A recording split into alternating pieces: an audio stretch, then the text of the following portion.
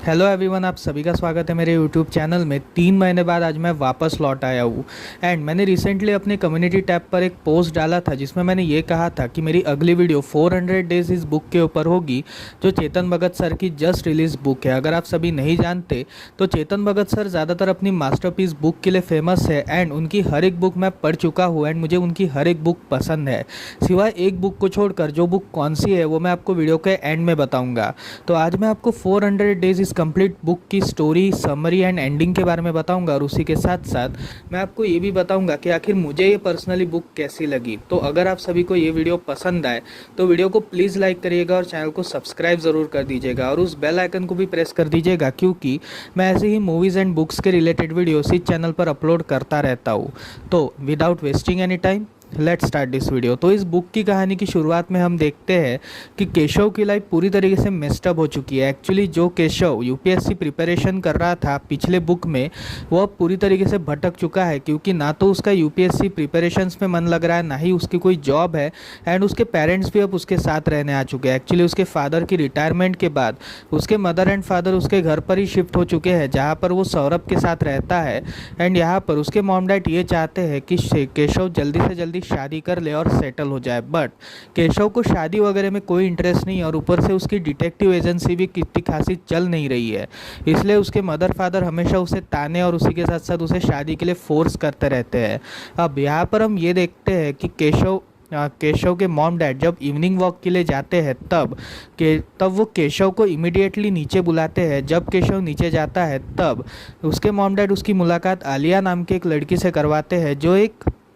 काफ़ी खूबसूरत लड़की थी और उसी के साथ साथ राजपूत खानदान से बिलोंग करती थी। एंड राजपूत, एक्चुअली केशव भी एक राजपूत ही था, इसलिए उसके पेरेंट्स को ये काफ़ी पसंद आ चुकी थी, मतलब आलिया उन्हें काफ़ी पसंद आ चुकी थी। एंड वो ये डिसाइड करते हैं कि अगर ये दोनों एक दूसरे से मिलते हैं और अगर इन दोनों के बीच की बातें बढ़ गई तो और भी ज़्यादा अच्छा होगा। बट आलिया को एक केस के बारे में केशव से डिस्कशन करना था, क्योंकि उसने पड़ोसियों से ये सुना था कि Keshav was an detective. Actually Alia थोड़े समय पहले ही उनके फ्लैट आइकॉन में मूव हुई थी, इसलिए उसे ये क्यूरियोसिटी थी कि आखिर वो कौन से केसेस के ऊपर काम करता है। अब यहाँ पर केशव जो था वो आलिया से तब इतनी ज़्यादा बातें नहीं करता, जिसके बाद वो अपने मॉम डैड को लेकर अपने घर चला जाता है, जहाँ पर सौरभ जो था वो अपने काम से वापस आकर काफ़ी वियर्डली बिहेव कर रहा था। एक्चुअली वो ना तो खा पी रहा था और ना ही वो किसी से बात कर रहा था। और जब केशव ने उसे थोड़ा ज़ोर ज़बरदस्ती करके पूछा तब उसने ये कहा कि उसे खाने पीने से अब नफरत से हो चुकी है, क्योंकि जिस लड़की को वो रिसेंटली डेट कर रहा था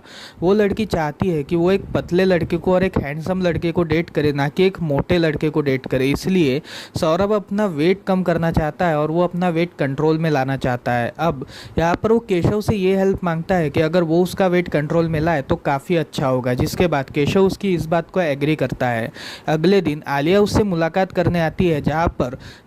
जो केशव की मॉम थी वो उसका काफ़ी अच्छी तरीके से स्वागत करती है। बट यहाँ पर उन्हें ये बात पता चलती है कि Alia was married to a Punjabi man, जिसकी वजह से केशव के मदर फादर का मूड पूरी तरीके से उतर चुका था। अब यहाँ पर आलिया केशव से अपने केस के बारे में डिस्कशन करती है कि आखिर उसके साथ क्या क्या हुआ है। तो वो ये बताती है कि एक्चुअली थोड़े दिनों पहले, यानी कम से कम 200-250 दिनों पहले, उसकी बेटी जो थी, बड़ी बेटी, वो किडनैप हो चुकी है। एक्चुअली उनकी 2 बेटियाँ थी, सुहाना और सिया, जिसमें से सिया जो थी वो किडनैप हो चुकी है एंड शी वरीड कि आखिर वो कहाँ पर है। अब यहाँ पर केशव उससे ये पूछता है कि आखिर इस सब की शुरुआत कैसे हुई, शुरुआत से लेके एंड तक मुझे सारी व्याख्या बताओ कि आखिर ये सब शुरू कैसे हुआ। जिसमें हम कहानी को थोड़ा पास्ट में जाता हुआ देखते हैं, जब आलिया अपने पति मनीष और उसके साथ अपने दोनों बच्चियों के साथ अपने घर पर गई थी, जो उनके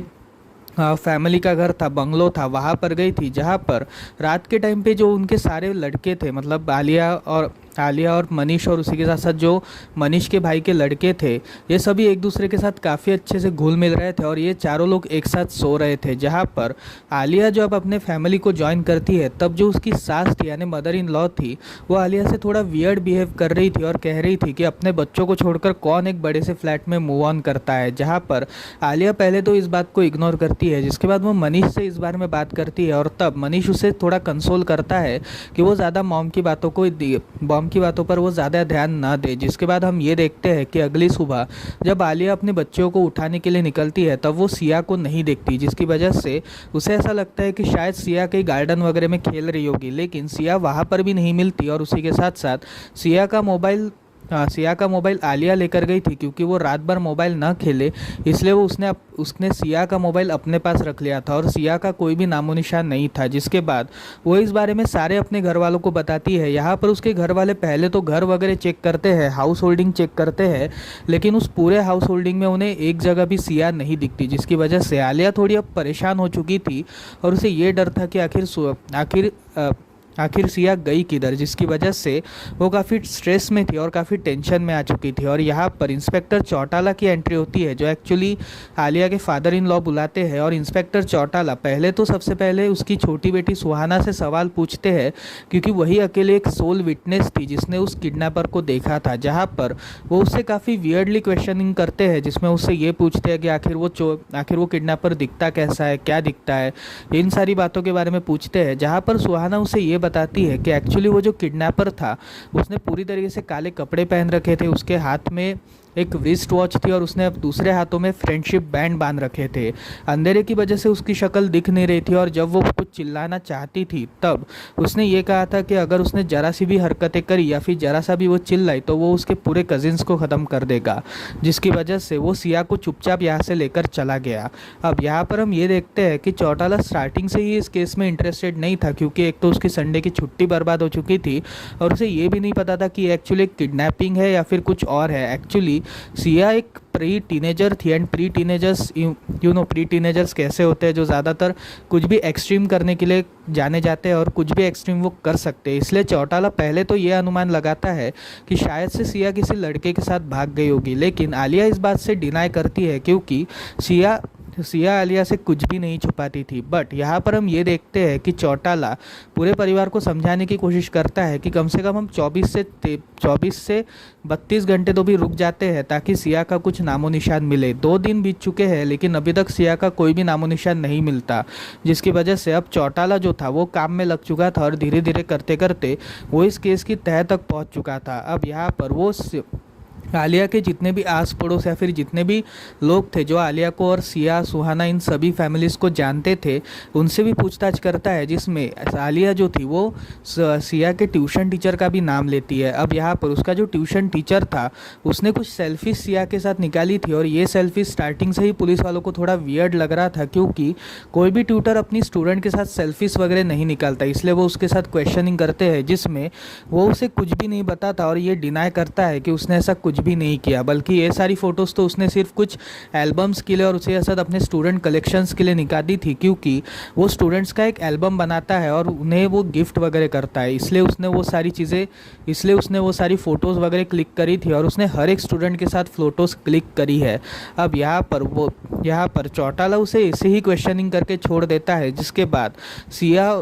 बाद आलिया और इन सभी को ये आइडिया आता है कि अगर वो मीडिया की तरफ जाए तो मीडिया उसे ढूंढने में काफ़ी अच्छी मदद कर पाएगी। अब यहाँ पर ये खबर मीडिया में भी फैल चुकी थी, क्योंकि ये सारे एक अमीर बिजनेसमैन्स थे, जिसमें से जो आलिया के फादर इन लॉ थे उनका डायमंड की एक बहुत बड़ी कंपनी थी और उनका जो दोनों बेटे थे वो इस कंपनी के सोल ओनर थे, जिसमें से मनीष जो था वो एक इंटरनेट एंटरप्रेन्योर था और उसने अपनी डायमंड की ही कंपनी को इंटरनेट में बेचना स्टार्ट किया था। जैसे ई कॉमर्स टाइप वेबसाइट्स होती है वैसे ही उसने एक वेबसाइट बनाई थी जो उनके ही गहनों को बेचने का काम करते हैं। अब यहाँ पर यह खबर पूरी मीडिया में फैल चुकी थी, जिसके बाद एक प्रेस कॉन्फ्रेंस रखी जाती है और ये पूरा परिवार उस प्रेस कॉन्फ्रेंस में आता है, जिसमें इस प्रेस कॉन्फ्रेंस में सवाल जवाब होते हैं। और यहाँ पर जब आलिया के सासू माँ से इस बारे में पूछा जाता है कि आखिर उनकी क्या प्रतिक्रिया है, जहाँ पर आलिया की सासू माँ ये कहती है कि बच्चों का ख्याल रखना चाहिए, किसी भी तरीके से बच्चों को अपने पेरेंट्स से जुदा नहीं करना चाहिए। अब मैं हमेशा ये मानती हूँ कि अगर बच्चों को अपने साथ ही सुलाया जाए तो काफ़ी ज़्यादा अच्छा होता है। जहाँ पर आलिया इस बात से थोड़ा सा वियर्ड रिएक्ट करती है और वो सबके सामने ऑन द प्रेस ये कहती है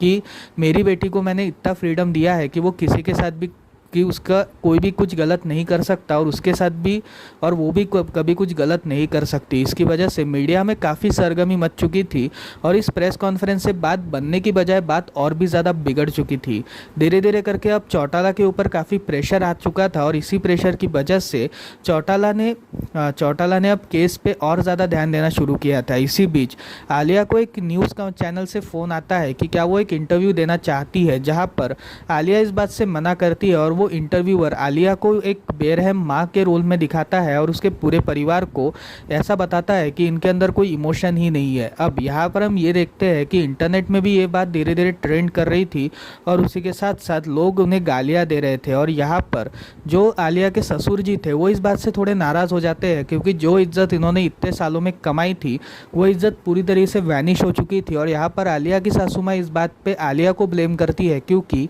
उसी की वजह से ये सब हो रहा है और उसकी उस बेकार बेटी की वजह से उन्हें इतनी सारी गालियाँ सुनने को मिल रही है, जिसमें आलिया इस बात से भड़क जाती है और वो भी अपने सासू माँ से कहा सुनी वगैरह करती है। जिसके बाद हम ये देखते हैं कि चौटाला इस केस के ऊपर सबसे पहले तो फैमिलीज़ के पूछताछ करता है और फैमिली की क्वेश्चनिंग होने के बाद वो इस केस को कोल्ड केस करार दे देता है, क्योंकि इस केस के बारे में ना तो उसे कोई विटनेस, ना ही उसे कोई गवाह, ना ही उसे कोई सबूत मिल रहा था। इसलिए वो इस केस को एक कोल्ड केस बनाकर बंद कर देता है और मीडिया भी ये बात धीरे धीरे करके भूल जाती है। अब यहाँ पर हम कहानी को वापस प्रेजेंट में आता हुआ देखते हैं, जिसमें हमें ये बात पता चलती है कि केशव अब इस केस के ऊपर काम करने का डिसाइड कर रहा है, जहाँ पर आलिया उसे ये कहती है कि अगर वो इस केस को सक्सेसफुली सॉल्व करेगा तो उसे 2 से 3 लाख रुपए देगी। और ये अमाउंट काफ़ी ह्यूज अमाउंट थी केशव के लिए, क्योंकि अभी की सिचुएशन में ना तो वो अपनी यूपीएससी करियर के लिए सीरियस था और ना ही वो अपनी डिटेक्टिव एजेंसी के लिए इतना सीरियस था। इसलिए उसे ये 2 लाख की तो बहुत ज़्यादा ज़रूरत थी। अब यहाँ पर हम ये देखते हैं कि केशव धीरे धीरे करके आलिया से और बातें करने लगता है और उससे इस केस के बारे में और भी ज़्यादा इन्फॉर्मेशन लेना स्टार्ट करता है। अब यहाँ पर केशव अपने पुराने पुलिस दोस्त राणा की हेल्प लेता है। अगर आप सभी राणा को नहीं जानते तो आप सभी को केशव सीरीज़ पढ़नी चाहिए, जो चेतन भगत सर की बुक्स है। उनमें से ही राणा नाम का एक कैरेक्टर है जो एक पुलिस ऑफिसर है। अब राणा एक डीसीपी बन चुका है और वो चौटाला का सीनियर है, इसलिए राणा चौटाला को मना कर उससे केशव को इस केस में जोड़ देता है। जिसके बाद केशव इस पूरे केस की फाइलिंग्स वगैरह पढ़ता है और इन पूरे फाइलिंग्स को पढ़ते वक्त जो सिया का ट्यूशन टीचर था उसके भी मोबाइल को वो अपने पास रख लेता है और सौरभ से कहता है कि वो चाहे तो इस मोबाइल को हैक कर सकता है, क्योंकि सौरभ हैकिंग के बारे में काफ़ी अच्छी इन्फॉर्मेशन रखता था। अब यहाँ पर इस केस के रिलेटेड वो सारी फाइल्स पढ़ चुका था, लेकिन इसमें से उसे कोई भी पॉइंट वियर्ड नहीं दिख रहा था एक्सेप्ट दैट ट्यूटर, जिस हिसाब से उस ट्यूटर ने ये बात बताई थी कि एक्चुअली वो सिर्फ सिया की ही फ़ोटोज़ निकालता था। ये बात केशव को थोड़ी बहुत अजीब लगती है, क्योंकि एक ट्यूशन टीचर अपने स्टूडेंट्स की फ़ोटो क्यों निकालेगा। अब यहाँ पर हम ये देखते हैं कि केशव इस केस के ऊपर काम कर रहा था और धीरे धीरे करके आलिया से वो बातें वगैरह भी कर रहा था, जिसमें आलिया भी अब धीरे धीरे केशव से कंफर्टेबल होना स्टार्ट हो जाती है। अब यहाँ पर हम ये देखते हैं कि केशव आलिया के प्यार में पड़ते जा रहा था, क्योंकि आलिया एक खूबसूरत मॉडल थी और उसी के साथ साथ आलिया एक काफ़ी अच्छी लेडी थी। इसलिए धीरे धीरे करके अब केशव उससे अट्रैक्ट होना स्टार्ट हो चुका था और यहाँ पर वो इस केस के बारे में भी काम करना शुरू करता है, जिसमें जब वो ट्यूटर का फ़ोन हैक करता है और उसी के साथ साथ जब वो सिया के भी फ़ोन को हैक करता है, तब उसे ये बात पता चलती है कि वो किसी रॉय नाम के एक शख्स से बात कर रही थी। एक्चुअली टेलीग्राम नाम की एक ऐप का यूज़ करके वो एक रॉय नाम के एक शख्स से बात कर रही थी और उन सारे चैट्स को वो डिलीट कर देती थी आफ्टर जब उसकी माँ उसका मोबाइल वगैरह चेक करती थी। और उसके ट्यूटर के भी फ़ोन से उसे ये सारी चीज़ें मिलती है कि उसने सिया की सिर्फ 2 ही फ़ोटोज़ नहीं बल्कि काफ़ी सारी फ़ोटोज़ निकाली थी और इन सारी फ़ोटोज़ की वजह से ही ये और भी ज़्यादा परेशान हो जाता है कि आखिर ये चल क्या रहा है, जिसमें हमें ये बात पता चलती है कि सिया जो थी वो रॉय से काफ़ी वियर्ड वे में बातें कर रही थी, जैसे वो दोनों कोई कपल्स हो। अब यहाँ पर ये सारी चैट्स के बारे में जब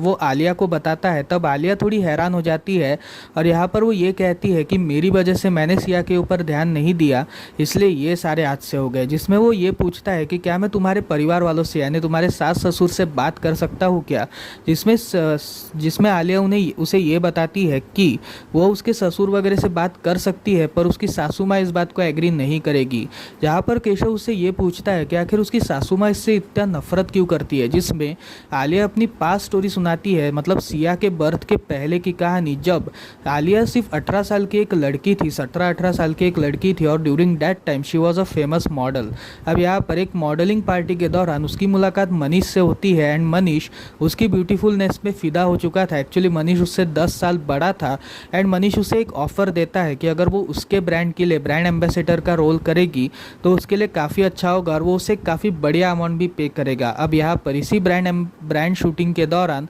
मनीष और आलिया के बीच की करीबियाँ काफ़ी बढ़ चुकी थी और आलिया भी अब धीरे धीरे मनीष से प्यार करने लगी थी। अब यहाँ पर आलिया के जो मॉम थी वो इस बात को मान चुकी थी, बट उसके डैड जिंदा नहीं थे। एक्चुअली आलिया के जो फादर थे वो आर्मी में थे एंड आर्मी में ही सर्विंग के दौरान उनकी डेथ हो चुकी थी, इसलिए मतलब वो शहीद हो चुके थे। इसलिए आलिया अपनी माँ के साथ साउथ इंडिया में रहती थी। एक्चुअली उसके फादर राजपूत थे एंड उसकी मदर एक तमिलियन थी, इसलिए इन दोनों की शादी हो चुकी थी और आलिया का जन्म हुआ। अब यहाँ पर हम ये देखते हैं कि मनीष आलिया को अपने घर पर ले जाता है जो एक बहुत बड़ा बंगलो था एंड आलिया की माँ उसे काफ़ी अच्छी तरीके से ट्रीट करती है, उसे खाना वगैरह खिलाती है and during the dinner Manish अचानक से आलिया को प्रपोज करता है और इस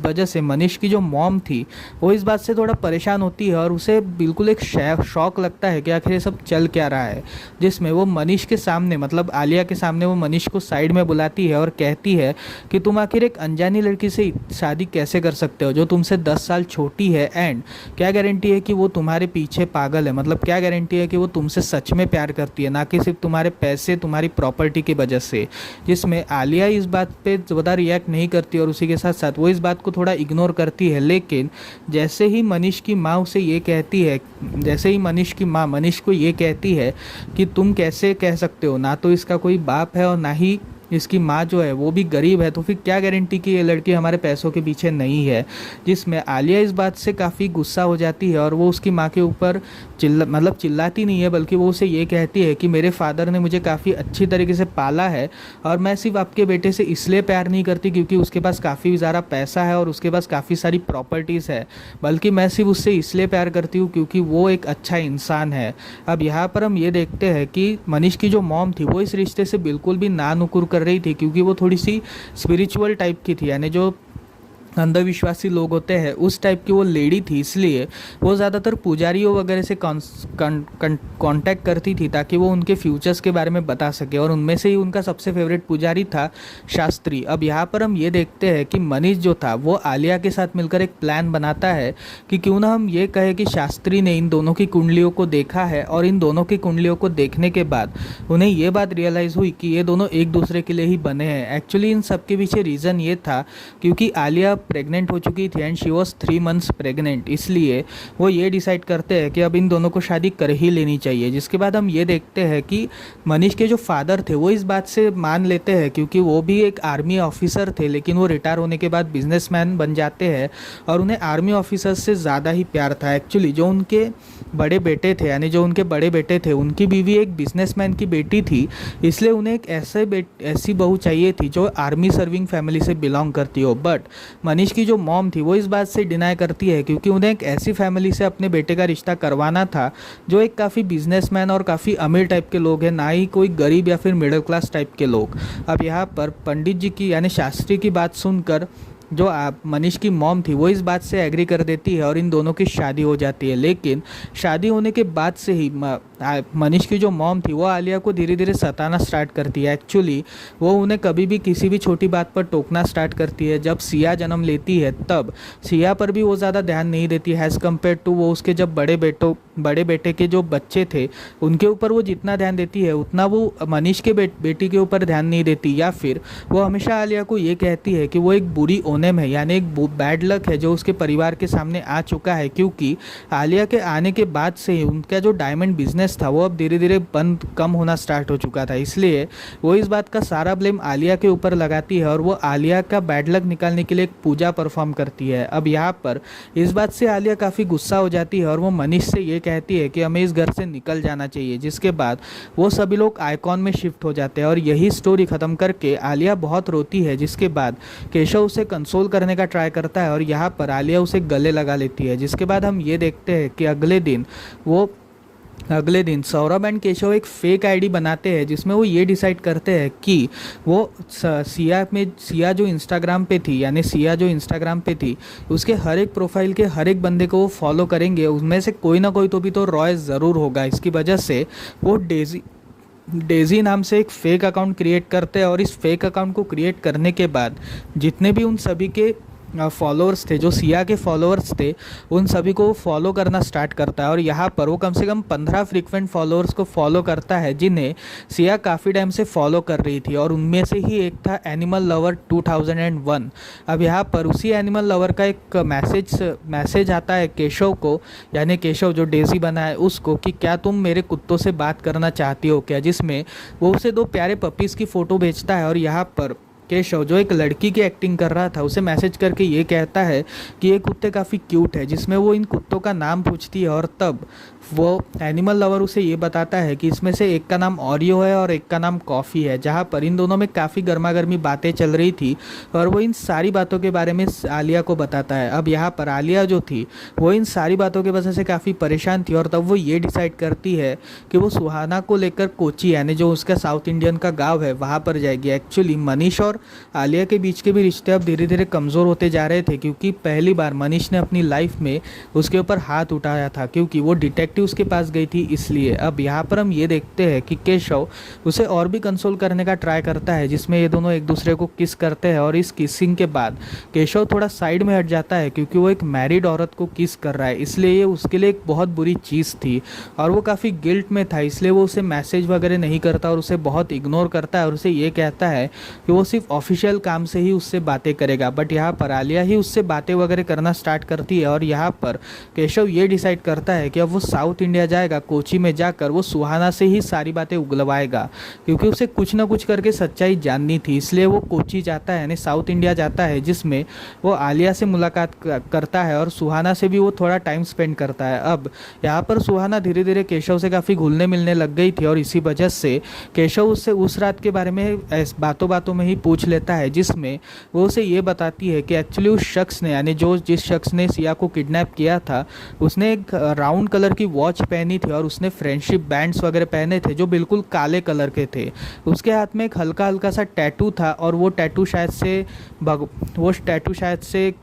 स्पिरिचुअल टैटू होगा। और उसी के साथ साथ उसने पूरी तरीके से काले कपड़े पहन रखे थे, मतलब उसने नॉर्मल काले कपड़े पहन रखे थे और वो थोड़ा सा उसका बाल भी बड़े थे और उसी के साथ उसकी दाढ़ी वगैरह भी थी, पर अंधेरे की वजह से उसकी शक्ल में ठीक से देख नहीं पा रही थी। अब यहाँ पर केशव को इन सारी बातों के बारे में पता चलता है और यहाँ पर वो रॉय से भी बातें कर रहा था, इसलिए धीरे धीरे करके रॉय से वो घुल मिल चुका था और यहाँ पर वो ये डिसाइड करता है कि वो रॉय को पकड़ के ही रहेगा। अब यहाँ पर हम ये देखते हैं कि जो आलिया थी उसने अपने परिवार को मना लिया है और यहाँ पर केशव पहली बार आलिया के ससुर जी और सास से मिलता है और उसके पूरे परिवार से मिलता है। और यहाँ पर इंस्पेक्टर चौटाला को भी बुलाया जाता है और वो उन सभी को रॉय के बारे में बताते हैं, जिसके बाद ये सभी ये डिसाइड करते हैं कि शायद रॉय ही है जिसने सिया को किडनैप किया होगा। अब यहाँ पर वो रॉय को ये कहते हैं, केशव रॉय को एक बहुत बड़े मॉल में बुलाता है और कहता है कि मैं तुमसे वहीं पर ही मिलूंगी, जिसके बाद रॉय उसे ये कहता है कि ठीक है। जिसके बाद हम ये देखते हैं कि केशव को कुछ भी कर एक 13 ईयर ओल्ड गर्ल को वहाँ पर खड़ा करना था, इसलिए केशव ये सोचता है कि क्या हो अगर हम सिया के ही एक दोस्त को वहाँ पर खड़ा करें। अब यहाँ पर आलिया कैसे तो भी मना कर सिया के एक दोस्त को वहाँ पर खड़ा करती है, जिसके बाद हम ये देखते हैं कि जब केशव उससे मैसेज करता है और कहता है कि मैं वहाँ पे पहुँच चुकी हूँ, तभी अचानक से रॉय जो था वो उसे ये मैसेज करता है कि तुम बहुत बड़ी कमीनी हो, और इतना कहकर वो अपने अकाउंट को डिलीट कर देता है, जिसके बाद पुलिस को रॉय का कोई भी पता नहीं मिलता। अब यहाँ पर केशव को ऐसा लगता है कि शायद से ये इन्फॉर्मेशन किसने तो भी लीक करी होगी। अब यहाँ पर इस इन्फॉर्मेशन के किसी को भी डेजी की रियल आइडेंटिटी नहीं पता थी, तो फिर आखिर कैसे ये बात उसे पता चल गई और उसने अचानक से सब कुछ ब्लॉक कर दिया। जिसके बाद हमें ये बात पता चलती है कि जो कि जो सिया थी उसने अपने ट्यूटर को भी फॉलो कर रखा था और वो ट्यूटर ने रॉय को फॉलो कर रखा था। इसलिए उसी के थ्रू उन्हें ये बात पता चलती है कि जब सिया की फ्रेंड मॉल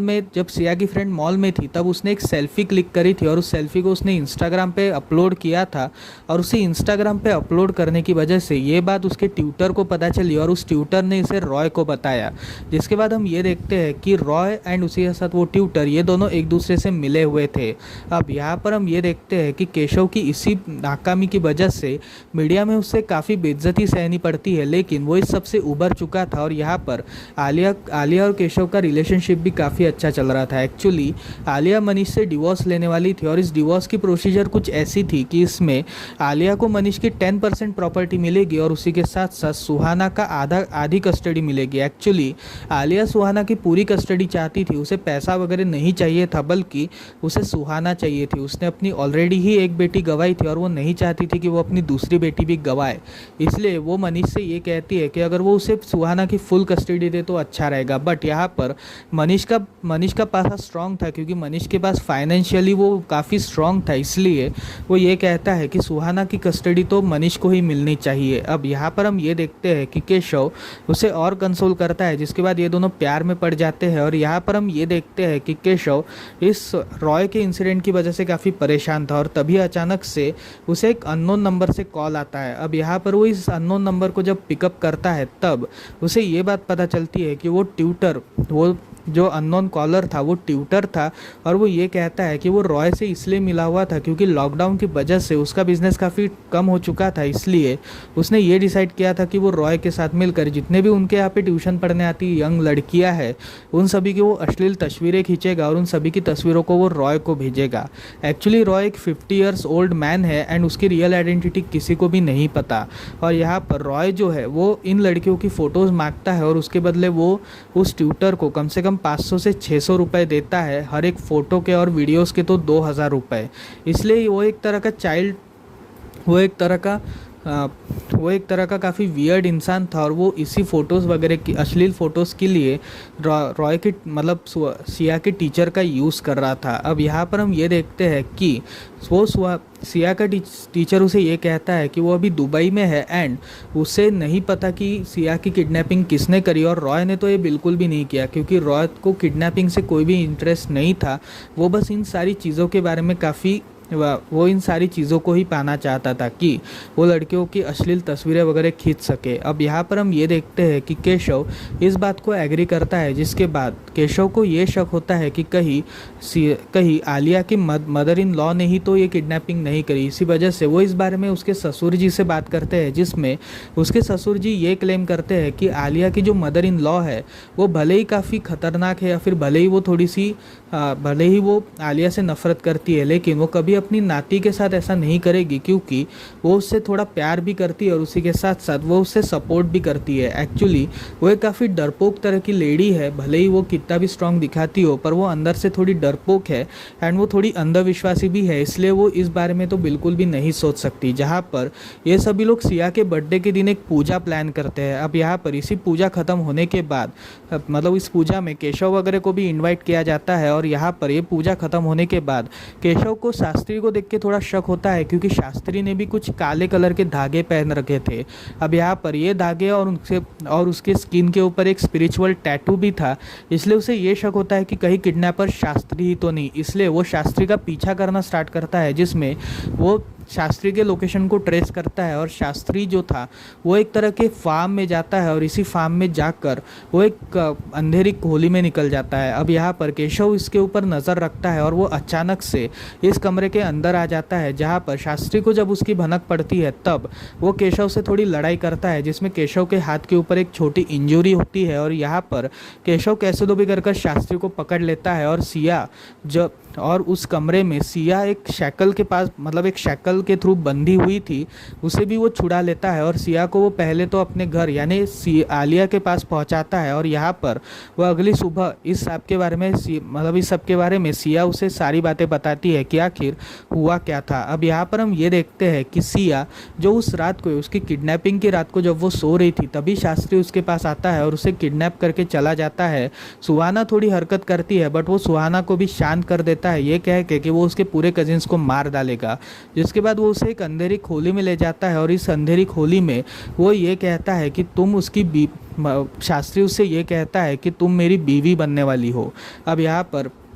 सिया इस बात से थोड़ा हैरान हो जाती है कि आखिर ये सब चल क्या रहा है, जिसमें शास्त्री उसे ये बताता है कि ये भगवान ने उसे आदेश दिया है कि सिया और शास्त्री इन दोनों की जोड़ी बनेगी और इन दोनों की शादी होगी, इसलिए तुम्हें मेरे साथ शादी करनी ही पड़ेगी। अब यहाँ पर सिया जो थी वो इस बात से डिनाई करती है क्योंकि वो सिर्फ 13 ईयर्स की थी और वो ये नहीं चाहती थी। बट यहाँ पर शास्त्री उसे काफ़ी मारता पीटता है और उसके साथ काफ़ी अत्याचार वगैरह करता है, जिसकी वजह से सिया काफ़ी टूट चुकी थी। अब यहाँ पर हर दिन शास्त्री उसके साथ अलग अलग तरह के टॉर्चर्स वगैरह किया करता था, उसे अलग अलग तरीके से असॉल्ट किया करता था, इसलिए वो काफ़ी टूट चुकी थी और वो अंदर से ये उम्मीद लगा रही थी कि मैं मर ना जाऊँ, मतलब मैं मरना चाहती हूँ, इस तरह की वो उम्मीदें लगा रही थी। और जब उसके बर्थडे की पार्टी का दिन था, यानी जो उसके पूजा का दिन था, तब शास्त्री जब उससे मुलाकात करने आता है तब वो उससे ये पूछती है कि आखिर तुम ये सब क्यों कर रहे हो, जिसमें शास्त्री उसे ये बताता है कि कल मैं तुमसे शादी करने वाला हूँ। और तभी अचानक से हम केशव के एंट्री को देखते हैं।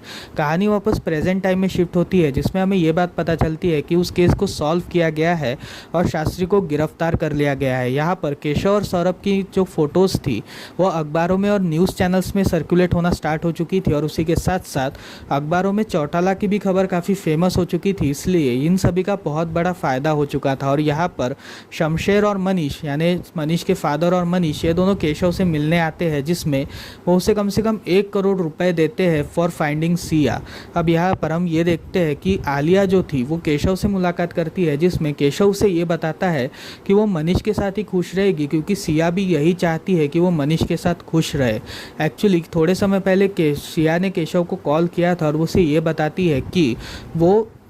अपने मॉम डैड को एक साथ पाना चाहती है क्योंकि उसके मॉम डैड हमेशा झगड़ा वगैरह करते रहते हैं। और तब केशव ये डिसाइड करता है कि वो इन दोनों के बीच में नहीं आना चाहेगा, मतलब इस परिवार में वो खूंट नहीं डालना चाहेगा, इसलिए वो आलिया से ये कहता है कि आज के बाद हम मिलना बंद कर देंगे। और यहाँ पर आलिया भी इस बात को एक्सेप्ट कर लेती है और वो अपने परिवार के ऊपर फोकस करना स्टार्ट करती है। अब यहाँ पर हम ये देखते हैं कि जो 1 करोड़ रुपए सिया को फाइंडिंग की वजह से मिले थे, तब केशव और सौरभ के दिमाग में ये आइडिया आता है कि वो खुद का एक चाइल्ड सॉफ्टवेयर निकालेंगे जिसमें वो गुमशुदा बच्चों के बारे में खबरें वगैरह जान सके और इन सारे बच्चों को ढूंढने के लिए वो एक स्पेशल तरह का सॉफ्टवेयर बनाएंगे और उसका वो एक बिज़नेस बनाएंगे। इसलिए वो एक बिजनेसमैन बनने का डिसाइड करते हैं। और यहाँ पर केशव के फादर को भी अब बिलीव हो चुका था कि केशव की ये डिटेक्टिव स्किल्स काफ़ी अच्छी है, इसलिए उसके फादर भी अब उसे सपोर्ट करना स्टार्ट करते हैं और उसकी मदर भी। और यहीं पर ही ये कंप्लीट स्टोरी खत्म होती है। तो फिर यार ये थी इस बुक की कंप्लीट स्टोरी। आपको कैसी लगी मुझे कमेंट सेक्शन में ज़रूर बताइएगा। मैं जानता हूँ वीडियो थोड़ी सी लंबी है, तो फिर यार आप सभी इसको हेडफोन लगा के प्लीज़ सुनिएगा और थोड़ा बढ़िया तरीके से सुनिएगा, क्योंकि मैंने पूरी इसकी स्टोरी को काफ़ी शॉर्ट वे में कवर किया है। एक्चुअली इसकी स्टोरी काफ़ी लंबी है, लेकिन मैंने इसे काफ़ी शॉर्ट वे में कवर किया है। बट अगर आप सभी चाहे तो इस बुक को पर्सनली भी पढ़ सकते हैं। मैं रिकमेंड करूँगा कि आप सभी इस बुक को ज़रूर पढ़ें। इस बुक का अगर मैं रिव्यू देने जाऊँ तो ये बुक मुझे क्वाइट पसंद आई, मतलब पिछले बुक से तो बहुत ज़्यादा अच्छी थी। एंड इनफैक्ट ये बुक का इंटरेस्ट स्टार्टिंग से ही बहुत बढ़िया होने लगता है, मतलब आप इस बुक के स्टार्टिंग से ही अपना इंटरेस्ट बनाने लगते हो। अब यहाँ पर हम बात करते हैं कि मुझे आखिर कौन सी बुक चेतन सर की इतनी अच्छी नहीं लगी, वो थी वन अरेंज मर्डर। सीरियसली कहूँ तो वन अरेंज मर्डर की स्टोरी मुझे इतनी ज़्यादा खास नहीं लगी। जिस हिसाब से उसकी स्टोरी राइटिंग थी, मुझे ऐसा लग रहा था कि चेतन सर ने उसे प्रेशर में बनाया, मतलब जो ऑडियंस प्रेशर था उसमें उन्होंने उस बुक को बनाया है, इसलिए मुझे वो बुक इतनी ज़्यादा खास नहीं लगी। ये मेरा पर्सनल ओपिनियन है। आपको कैसी लगी मुझे कमेंट सेक्शन में ज़रूर बताइएगा। अगर आपने ये 400 डेज़ बुक पढ़ी है तो आप मुझे कमेंट सेक्शन में बताइएगा कि आपको इसकी स्टोरी कैसी लगी। तो मिलते हैं अगली वीडियो में, तब तक के लिए बाय बाय।